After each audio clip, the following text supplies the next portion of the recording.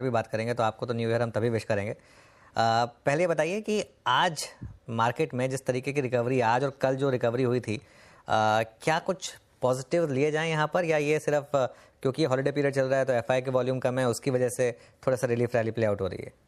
अनुज, अपनी जो पहले पिछली बार जब बातें हुई थी कि हम 23,700 तक जा सकते हैं, तो सुनने में हास्यास्पद लग रही थी और बाजार बार बार मजाक करता है हमारे साथ, और हमारे को इस मजाक के साथ ही आगे बढ़ना पड़ेगा। तो हम 23,700 के 23,500 तक आ लिए। अब यहाँ से बाजार में दुनिया भर के स्टॉक्स हैं जो बड़ा बॉटम बना रहे हैं, और साथ में जो कंफ्यूजन क्रिएट हो रहा है कि हॉलीडे सीजन है और उसमें हम सावधान रहें, तो वो बात भी लागू होती है। मतलब महीने भर के व्यू में अभी से लेके मैं बोलता हूँ बजट की तेजी अभी खेलना शुरू कर दो। बजट की तेजी यहां से शुरू हो रही है। अमेरिका में इवेंट था इलेक्शन का, इसलिए अमेरिका का बाजार बहुत लेट से जाके टॉप आउट हुआ। हम 2.5 महीने पहले हो गए। अब अमेरिका का इलेक्शन हो लिया, ट्रंप की स्वेरिंग इन आ जाएगी और हमारे मार्केट में सामने आ रहा है बड़ा बड़ा फेस्टिवल आ रहा है। बजट की तेजी हमें अब से लगानी है और दुनिया भर के स्टॉक्स उसके लिए तैयार हो गए। Mean while Nifty day high पर आया और देखिए अब 23,840 पर, और अब बस वो पहला रेजिस्टेंस जो हम बात कर रहे थे ऑलमोस्ट वहाँ तक आ गए हैं, 200 डे मूविंग एवरेज 23,841 पर, और उसके बाद शायद 23,948 तक, 23,914 ध्यान रखिएगा सीरीज़ का क्लोजिंग पॉइंट था। तो शानदार शानदार रिकवरी मार्केट में इस समय प्ले हो रही है। तो सुशील, फिर स्टॉक स्पेसिफिक सबसे ज़्यादा कहाँ पर आपको चार्ट में दमखम दिख रहा है, कहाँ आपको लग रहा है सबसे ज़्यादा लॉन्ग सौदे बनाए जाएँ? ठीक है, मैं बहुत सारे सेक्टर्स पे बात करूंगा, पर मैं एक चीज इसका उल्टा आंसर दे दूं कि एक ही सेक्टर है जिसको हम शॉर्ट करने में इंटरेस्टेड है, जिसको हम बेच के पैसे कमाने में इंटरेस्टेड है, वो है आईटी के स्टॉक्स। उसको छोड़ के हर सेक्टर में अच्छी खासी संख्या में स्टॉक्स हैं जहां तेजी करके पैसे बनेंगे। कुछ सेक्टर्स में ज्यादा है वैसे स्टॉक्स। अगर मैं बोलूं अक्रॉस द बोर्ड अगर बाइंग करनी है कि दिमाग नहीं लगाना, सोचना नहीं है, लेते चले जाओ। तो एक देखिए बजट की जो अनिश्चितता बनेगी, दूसरी तरफ ग्लोबल मार्केट्स के अंदर में मुझे लगता है रिटर्न ऑफ फियर ट्रेड आएगा। तो एफएमसीजी की जो चार्ट्स हैं वो इस तरीके से पॉइज्ड हैं कि आप एफएमसीजी का कोई भी स्टॉक ले लो, रॉन्ग नहीं हो सकते। पूरा का पूरा सेक्टर फटने के लिए तैयार है, जैसे आईटी का पूरा सेक्टर तैयार है। एफएमसीजी नो ब्रेनर है। अब उसके बाद हर एक सेक्टर में अलग अलग रोटेशंस हैं। अपनी पिछली बार बात हुई, जब जब हमें बाजार में तेजी का सौदा करने के 4-5 दिन दिखेंगे, 4-5 दिन के लिए तेजी का सौदा करना है, तो बैंक्स में अगर काम करना है हम छोटे वाले बैंकों को पकड़ेंगे।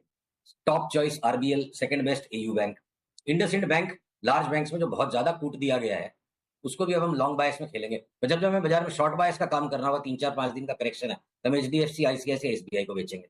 लार्ज बैंक्स को शॉर्ट करके पैसे कमाने हैं, छोटे बैंक्स को लेके पैसे कमाने हैं, और बड़ी तेजी बनेगी उनमें। ठीक है, तो ये हो गया बैंकिंग सेक्टर का। फाइनेंशियल स्पेस के अंदर बजाज ट्विंस में एक बार 20% का रिबाउंड मेरे को दिखता है, बजाज फाइनेंस और बजाज फिनसर में। रिबाउंड ही वर्ड मैंने यूज किया, लॉन्ग टर्म ट्रेंड बहुत खराब है इसका। इस रिबाउंड में ट्रेडर्स ट्रेडिंग करके ऊपर पैसे कमा ले, इन्वेस्टर्स को ऊपर के रिबाउंड में बेचने के लिए कहेंगे।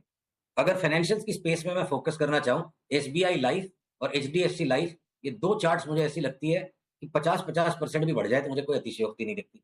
बाकी की फाइनेंशियल स्पेस के अंदर माहौल टेपिड है, थोड़ा सा अवॉइड करना चाहिए। स्टॉक मार्केट रिलेटेड स्टॉक्स में खाली एंजल ब्रोकिंग हमें पसंद है, जिसमें एक बार अगला टारगेट हमारा 4200। अब बचा क्या? मेटल्स के स्टॉक सारे कंफ्यूज हैं, चारों तरफ घूम रहे हैं। टेलीकॉम के अंदर हम सारे के सारे स्टॉक्स में इंटरेस्टेड है। Vodafone Idea, Bharti, Indus Indus towers, सबकी चार्ट बढ़िया है। और अगर मैं ऑयल एंड गैस स्पेस में जाऊं, ओएनजीसी और रिलायंस में भी टेलीकॉम है, तो रिलायंस नया हाई, ओएनजीसी नया हाई। तो इतने सारे स्टॉक्स मिल गए, बचता है क्या? ऑटो। तो बजाज ऑटो टू व्हीलर्स के अंदर एक 20-25% की रिबाउंड दिखती है। लॉन्ग टर्म ट्रेंड बहुत खराब है, तो 20-25% का रिबाउंड निफ्टी की सिंपैथी में आ जाएगा। और टाटा मोटर्स, जिसपे हम लास्ट 1 महीने में चाहे कितना ही भाव गिरते गया, मतलब शॉर्ट नहीं करना है, चाहे 50 रुपया नीचे गया, लास्ट की मंदी नहीं खानी है, तो मेरे को टाटा मोटर्स अगला पड़ा 1,000 रुपया, और जब 1,000 क्रॉस हो जाएगा हम 1250 की तेजी खेलेंगे। और इसका ट्रिगर कब आएगा? अगले 1-2 दिन में, जब भी टाटा मोटर्स 745 के ऊपर बंद हुआ और हम बिल्कुल कस के टाटा मोटर्स पे चढ़ाई कर देंगे। सुशील जी, वीरेंद्र बोल रहा हूँ। अभी जो आपने शुरू में बात कही थी कि बजट के प्रोस्पेक्टिव से बाइंग आप शुरू कर दीजिए, इस कथन के बीच में आप कैपिटल गुड्स को कहाँ रखेंगे, चाहे वो सिमेंस हो, एबीबी, कमिंस, एलएनटी? दम नहीं दिख रहा है। देखिए बजट का पर्सपेक्टिव है तो कॉमन सेंस नो ब्रेनर है कि वही ले लो। है वो मतलब कॉमन सेंस से भी ज्यादा मैं ये कहूंगा कि वो बिल्कुल ही पब्लिक सेंस है। मतलब कि बिल्कुल मोस्ट पॉपुलर आइडिया ये है कि बजट आ रहा है तो कैपिटल गुड्स ले लो। ऑलरेडी उनकी चार्ट सबकी बनी हुई है और मैक्सिमम वो ट्रेडिंग जोन में है, इसलिए एक बार हम उनको वॉच करेंगे। अभी वहां हम कोई भी ज्यादा होशियारी नहीं लगाएंगे उस स्पेस में। वॉलेटिलिटी भयंकर रहेगी वहां पे, और ऑलरेडी वो सेक्टर कंप्लीटली एक अलग ही ऑर्बिट में पहले से जा चुका है। उसको मैं भी एडजस्ट होने देंगे और उसको अवॉइड करके दूर से देखेंगे। एक स्टॉक लेके जिसको आप और मैं ज़रूर बात करते हैं वो है जुबिलेंट फूड्स। अच्छा चला, आज भी डे हाई पर आके ट्रेड कर रहा है।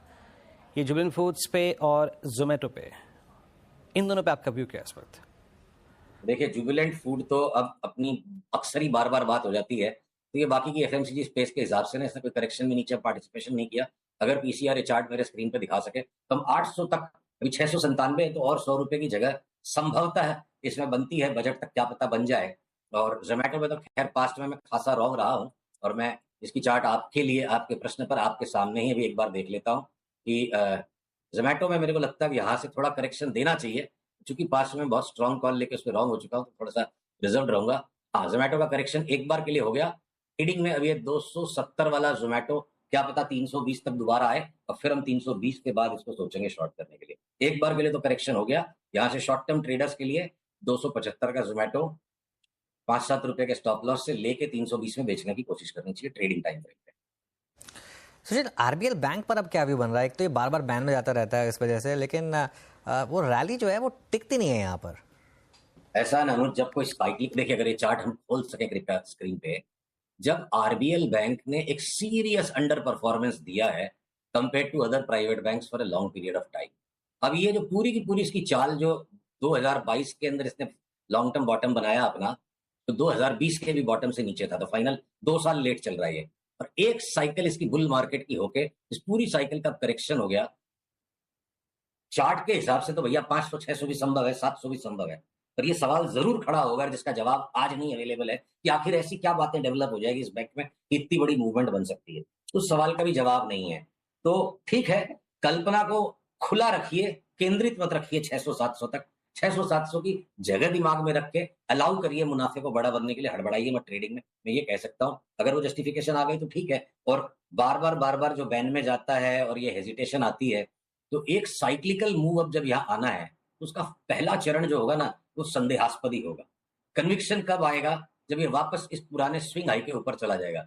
हाई कन्विक्शन के साथ चारों तरफ बिल्कुल पॉपुलर ओपिनियन 300 रुपए के ऊपर जाने के बाद बनेगा। 160 से लेकर 300 तक तो डाउटफुल ही रहेगा मामला। तो ठीक है, हम उस डाउट के अंदर काम करेंगे और पैटर्न के साथ काम करेंगे। अच्छा, टाटा मोटर्स पर आपने व्यू दिया था कि 745 कहा था ना आपने, उसके ऊपर बाय करेंगे। टारगेट कहाँ तक के लग रहे हैं यहाँ पर? अगला पड़ाव अनुज 1000 रख के चलेंगे, क्योंकि ये टाटा मोटर्स है, मतलब काफी वॉलेटाइल हो जाता है। और 1000 क्रॉस हो गया तो फिर हम 1250 का टारगेट लेंगे। टाटा ओके, मोटर्स एक ऑटो स्टॉक ऐसा है जिसकी साइकिल बाकी ऑटो स्टॉक से अलग है। देखिए क्या होता है ना, अब ये जस्टिफिकेशन है, मान लीजिए लॉजिक भले ही नहीं, हमारा व्यू है ब्रिटिश पाउंड 2025 के फर्स्ट क्वार्टर में बहुत ज्यादा स्ट्रांग हो जाएगा। और लास्ट 10 साल का तो डेटा हमने कंपेयर किया है, हो सकता है 20 साल पे भी लागू होता है ब्रॉडली। जब जब ब्रिटिश पाउंड बहुत स्ट्रांग हो जाता है, टाटा मोटर्स की अदर इनकम एक्सप्लोड कर जाती है। भले अदर इनकम जो आती है रिजल्ट्स में, उसके कारण वैल्यूएशन, रीवैल्यूएशन या स्टॉक का सेंटीमेंट चेंज नहीं होना चाहिए, पर होता है, और हर बार होता है। इसकी स्ट्राइक रेट 100 आउट ऑफ 100 है। तो अगर मैं टाटा मोटर्स की चार्ट को इंडिपेंडेंटली देख करके 750 वाला 1200 का पोटेंशियल नजर आता है, और मैंने उसके जस्टिफिकेशन को ढूंढने के लिए सबसे पहले ब्रिटिश पाउंड की चार्ट को देखा, जो मेरे को लगता है बहुत स्ट्रांग हो जाएगा डॉलर के अगेंस्ट में, तो हो सकता है ये बेट वर्कआउट हो जाए।